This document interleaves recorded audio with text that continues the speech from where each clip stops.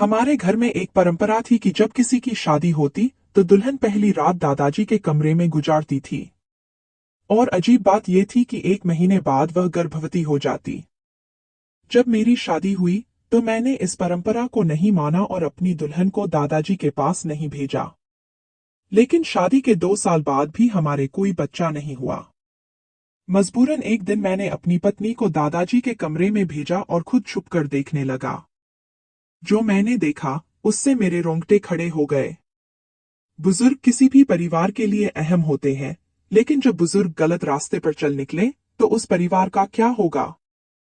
मेरे दादाजी मेरे लिए आदर्श थे, लेकिन उनकी सच्चाई जानने के बाद मैं सदमे में था। हमारा परिवार दूसरों की इज्जत करने के लिए जाना जाता था, लेकिन घर की औरतों के साथ ऐसा व्यवहार किया जाएगा यह मुझे नहीं पता था। मुझे लगता था कि मैं इसे रोक लूंगा, लेकिन मैं भी मजबूर हो गया। हम एक पढ़े लिखे अच्छे परिवार से थे। हमारी संयुक्त परिवार थी, इसलिए हम सब एक ही घर में रहते थे और कभी भी हमारे घर में किसी बात को लेकर झगड़ा नहीं हुआ था। घर के मालिक मेरे दादा थे। बड़े छोटे सभी उनकी बात मानते थे और उनकी बहुत इज्जत करते थे। वह भी सभी से बहुत प्यार करते थे और कभी किसी को डांटते भी नहीं थे। लेकिन हमारे परिवार में एक अजीब सी परंपरा थी, जिसे सुनकर अक्सर लोग अपनी बेटियां देने से इनकार कर देते थे। इसीलिए हमारे बड़ों ने अब इस परंपरा को मिटाना शुरू कर दिया। मैं बचपन से देखता रहा था कि हमारे घर में जिस किसी की भी शादी होती, जो भी लड़की दुल्हन बनकर हमारे घर आती, वह पहली रात दादाजी के कमरे में ही गुजारती। बचपन में तो मुझे इस चीज की बिल्कुल भी समझ नहीं थी, लेकिन जैसे जैसे मैं बड़ा होता गया, यह अजीब परंपरा मेरे दिमाग में सवाल पैदा करने लगी। मैंने बहुत कोशिश की कि सच्चाई जान सकूं, लेकिन पूरे घर में कोई भी इस पर बात करने को तैयार नहीं होता था। और यह सिलसिला सालों से चला आ रहा था। हैरत की बात तो यह थी कि जो भी लड़की दादाजी के कमरे में रात गुजारती, वह 1 महीने के अंदर ही गर्भवती हो जाती थी।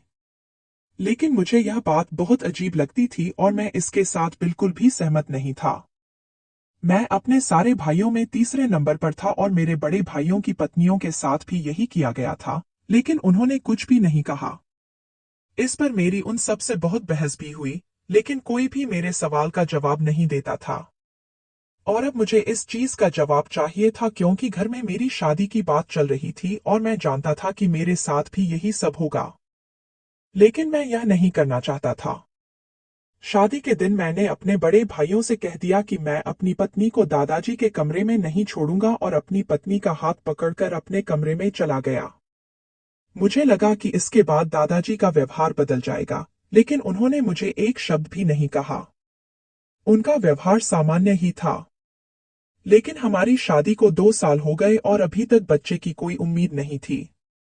डॉक्टर के पास गए तो सभी टेस्ट सही थे, फिर भी कुछ नहीं हुआ।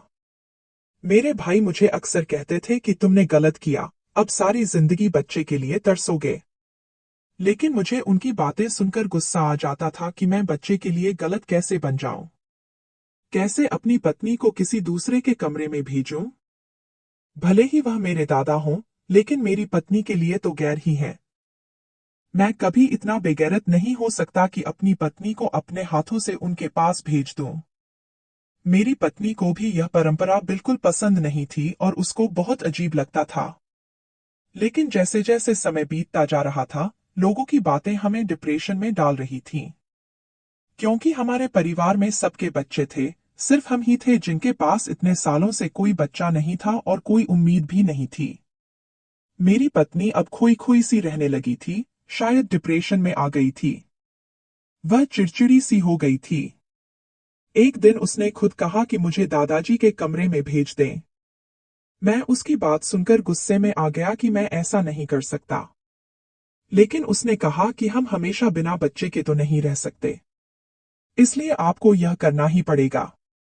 मैं उसकी बात से बिल्कुल सहमत नहीं था और मैंने उसे डांटकर चुप करा दिया कि अगर बच्चा होना होगा तो भगवान हमें दे देगा। लेकिन वक्त गुजरने के साथ उसकी चिंता बढ़ती जा रही थी और कोई उम्मीद नजर न आने की वजह से मैं भी अंदर ही अंदर टूट रहा था। जहां बाकी सबने अपनी पत्नियों को दादाजी के कमरे में भेज दिया था, वहां मैंने भी अपनी पत्नी को भेजा तो उससे क्या हो जाएगा। आखिरकार बहुत मजबूर होकर एक दिन मैंने दादाजी से कहा कि मैं आज रात अपनी पत्नी को आपके कमरे में छोड़कर जाऊंगा। उन्होंने कहा कि ठीक है, और उसके बाद वह कुछ भी नहीं बोले।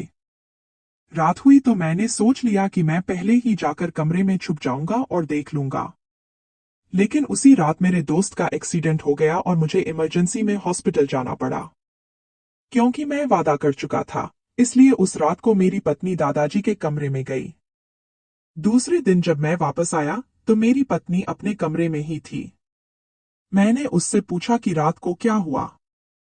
उसने कहा कि मुझे तो कुछ भी नहीं पता। जब मैं दादाजी के कमरे में गई तो उन्होंने मेरे सिर पर हाथ रखा और उसके बाद एक अजीब सी खुशबू आई। मुझे कुछ होश नहीं रहा। सुबह जब होश आया तो मैं उनके बिस्तर पर सो रही थी और दादाजी सोफे पर बैठकर अखबार पढ़ रहे थे। उसकी बात सुनकर मुझे अजीब सा महसूस हुआ कि दादाजी को मेरी पत्नी को बेहोश करने की क्या जरूरत थी, जबकि मैंने खुद अपनी मर्जी से उसे भेजा था। अब तो यह बात मुझे और भी गलत लगने लगी। लेकिन कोई भी कुछ बताने को तैयार नहीं था। मैंने दादाजी से भी सवाल किया तो उन्होंने कहा कि अभी वक्त नहीं है। इसका वक्त आया तो मैं इसका जवाब तुम्हें खुद दूंगा। लेकिन अपनी पत्नी को खुश देखकर मैं भी चुप हो गया। फिर सच में 1 महीने के बाद मेरी पत्नी गर्भवती हो गई। अब तो मुझे अजीब सा महसूस होने लगा कि यह बच्चा मेरा है भी या नहीं। लेकिन मेरी पत्नी इस बच्चे को पाकर बहुत खुश थी और उसे खुश देखकर मैं भी खुश होने लगा। लेकिन दिल के अंदर शक खत्म ही नहीं हो रहा था और मैंने अपनी पत्नी के सामने यह जाहिर नहीं होने दिया, क्योंकि इससे उसकी खुशी खराब हो सकती थी। मैंने सोच लिया कि मैं बच्चे के पैदा होने के बाद उसका डीएनए टेस्ट करवा लूंगा और फिर दादाजी से सवाल करूंगा। वह वक्त मेरे लिए बहुत मुश्किल था, क्योंकि जब भी मैं अपने बच्चे की खुशी महसूस करता वह एक रात मेरे दिमाग में आ जाती और मैं ठीक से खुश भी नहीं हो पाता। मैं परेशान था कि किसी तरह वह वक्त खत्म हो और भगवान ने मुझे चांद जैसा बेटा दिया। यह खुशी इतने सालों के बाद मिली थी, इसलिए सभी बहुत ज्यादा खुश थे और सबसे ज्यादा शायद मेरे दादाजी खुश थे, क्योंकि अपने सभी बच्चों में उन्हें सबसे ज्यादा मुझसे प्यार था और मेरे बच्चे की खुशी शायद उन्हें सबसे ज्यादा थी। मेरी आंखों में शक की पट्टी बंधी हुई थी और मैं उनकी खुशी को भी शक की निगाह से देख रहा था। जब हमारा सारा परिवार खुशियां मनाकर चला गया तो एक दिन मैंने चुपके से बच्चे को उठाया और निकल गया। मेरी पत्नी ने पूछा कि कहाँ जा रहे हो, तो मैंने कहा बाहर घुमा कर लाता हूँ, और बच्चे को अस्पताल ले गया। वहां जाकर मैंने अपना और बच्चे का डीएनए टेस्ट करवाया। मेरे मन में कहीं न कहीं यह बात थी कि यह बच्चा मेरा नहीं है और यही चीज मुझे दिल से खुशी नहीं दे पा रही थी, इसलिए मुझे टेस्ट करवाना पड़ा। रिपोर्ट 3 दिन बाद आनी थी। 3 दिन मैंने कैसे गुजारे यह मुझे ही मालूम है। जिस दिन रिपोर्ट मिलने वाली थी उस दिन सुबह से ही मेरे दिल का बुरा हाल हो रहा था। बार बार एक सवाल मेरे दिमाग में आ रहा था कि अगर यह बच्चा मेरा नहीं हुआ तो मैं कैसे उसको अपना बच्चा मान लूंगा और दादाजी से क्या सवाल करूंगा, जबकि मैंने खुद अपनी पत्नी को उनके कमरे में छोड़ा था।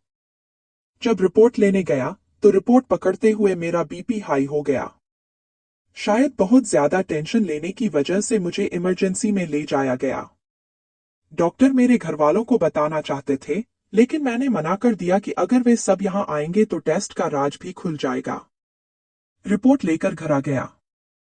मुझ में हिम्मत नहीं थी कि मैं वह खोलकर देख सकूं कि उसमें क्या है।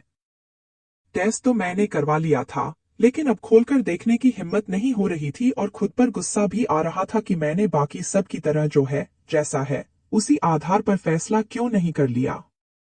मैंने क्यों इस सारे चक्कर में पड़ा। लेकिन कहते हैं ना कि किसी का दिमाग बहुत दूर तक जाता है, और शायद मेरे साथ भी यही हुआ था। मैं वह रिपोर्ट लेकर घर तो आ गया था, लेकिन 3-4 घंटे गुजरने के बाद भी मैं अपने अंदर हिम्मत पैदा न कर सका कि मैं इस रिपोर्ट को खोलकर देख लूं। आखिरकार मैंने उसे उठाकर अपने ऑफिस के टेबल पर रख दिया कि सुबह ऑफिस जाकर देख लूंगा। लेकिन शायद भगवान को यह मंजूर ही नहीं था कि मैं इस राज पर से पर्दा उठा सकूं। इसलिए 1-2 दिन काम में इतना बिजी था कि मेरा ध्यान रिपोर्ट की तरफ से हट गया। जब मैंने दोबारा से रिपोर्ट को ढूंढा तो वह मुझे मिली ही नहीं। शायद कागजात में कहीं आगे पीछे हो गई थी। मैंने पूरा ऑफिस छान मारा, लेकिन वह रिपोर्ट मुझे मिली ही नहीं। मुझे समझ आ गया कि भगवान भी नहीं चाहते कि मैं इस राज से पर्दा उठा दूं। इसलिए मैंने जो है, जैसा है, उसी आधार पर अपने बच्चे को स्वीकार कर लिया। इस सिलसिले में 2 साल और गुजर गए और मेरी पत्नी एक बार फिर से गर्भवती हो गई। अब वही सवाल दोबारा से मेरे दिमाग में घूमने लगे कि इस बार मैंने पत्नी को दादाजी के कमरे में भी नहीं भेजा था, तो फिर वह प्रेग्नेंट कैसे हो गई और क्या मेरी पत्नी ने मेरे साथ धोखा किया है। लेकिन ऐसा हो नहीं सकता था क्योंकि मेरी पत्नी बहुत अच्छी औरत थी। कभी कोई काम मुझसे बिना पूछे नहीं करती थी। एक बार फिर वही सवाल मेरे दिमाग में घूमने लगे। अब मेरा बेटा इतना बड़ा हो गया था कि मैं उसको दोबारा ले जाकर डीएनए टेस्ट करवा सकता था। इसलिए अपने बड़े बेटे को साथ लेकर मैं हॉस्पिटल चला गया और इस बार मैंने इमरजेंसी के तौर पर रिपोर्ट निकलवाई और वहीं खड़े खड़े रिपोर्ट देखी। रिपोर्ट देखकर मुझे झटका लगा क्योंकि रिपोर्ट पॉजिटिव थी, यानी वह बच्चा मेरा ही था। मेरा दिमाग चकरा गया कि अगर यह बच्चा मेरा ही था तो 2 साल तक क्यों नहीं हुआ और सिर्फ एक दिन दादाजी के कमरे में रहने के बाद भगवान ने मुझे यह बच्चा दे दिया। लेकिन मेरा दिल अब टेंशन फ्री हो चुका था कि वह बच्चा मेरा ही है। इसलिए मैंने अपने आसपास ध्यान देना शुरू किया कि मेरे सारे भाइयों के 2-3 बच्चे हैं, लेकिन सबकी बीवियों ने सिर्फ एक ही रात दादाजी के कमरे में गुजारी है। इसका मतलब है कि जो मैं सोच रहा हूं वह गलत है। अगर वह गलत है तो फिर दादाजी के कमरे में रात को जाना क्यों जरूरी है? वहां ऐसा क्या होता है? अब मेरे लिए यह जानना बहुत जरूरी हो गया था क्योंकि मेरा सबसे छोटा भाई अब जवान था और उसकी शादी के बारे में सोचा जा रहा था और अब उसकी पत्नी के साथ फिर वही सब होना था जो मैं नहीं चाहता था। इसलिए मुझे इस राज को जानना था, लेकिन कैसे, यह मुझे समझ में नहीं आ रहा था। जब भी मैं इस बारे में दादाजी से सवाल करता था तो दादाजी मुझे चुप करवा देते थे और हमेशा एक ही बात कहते थे कि बेटा, मुश्किल वक्त गुजर चुका है। मैं उनकी बात सुनकर खामोश हो जाता क्योंकि शायद वह मेरे बच्चे के बारे में बात कर रहे थे कि भगवान ने मुझे बेटा दे दिया था। लेकिन कभी समझ न सका कि वह किस मुश्किल वक्त की बात कर रहे हैं। फिर इस बात को भी 1 साल गुजर गया और मेरे भाई की भी शादी आ गई। अब मैंने सोचा कि दोबारा वही होगा, लेकिन मुझे कमरे में रहकर मालूम करना था कि दादाजी पहली रात दुल्हन के साथ क्या करते हैं। इसलिए शादी के दिन मैंने बहाना बनाया कि मेरा एक दोस्त बहुत बीमार है और मुझे इमरजेंसी में वहां जाना पड़ेगा। जब सारी फैमिली बैठी हुई थी तो मैं उन सबके सामने उठा और बाहर निकल गया। सबने यही समझ लिया कि मैं दोस्त की तरफ चला गया हूं, लेकिन मैं पिछले दरवाजे से खिड़की के रास्ते दादाजी के कमरे में घुस गया। वह कमरे में नहीं थे। मैं उनके कमरे में छुप गया। अब मुझे इंतजार था कि कब दादाजी और नई दुल्हन कमरे में आएंगे। कुछ देर के बाद दादाजी कमरे में आए, लेकिन अभी दुल्हन नहीं आई थी।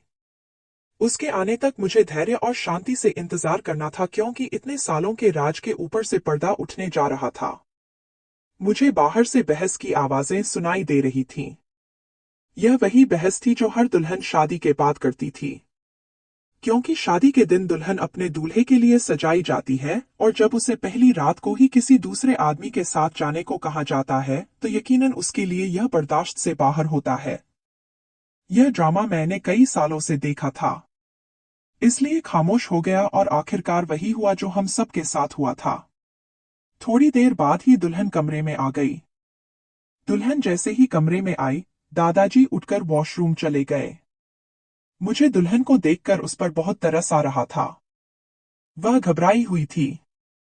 थोड़ी देर बाद दादाजी बाहर आए और उन्होंने आकर दुल्हन के सर पर हाथ रखा और कहा, बेटा, घबराओ मत, कुछ नहीं होगा। और बात करते ही दादाजी ने जेब से हाथ निकाला और उनके हाथ में रुमाल था।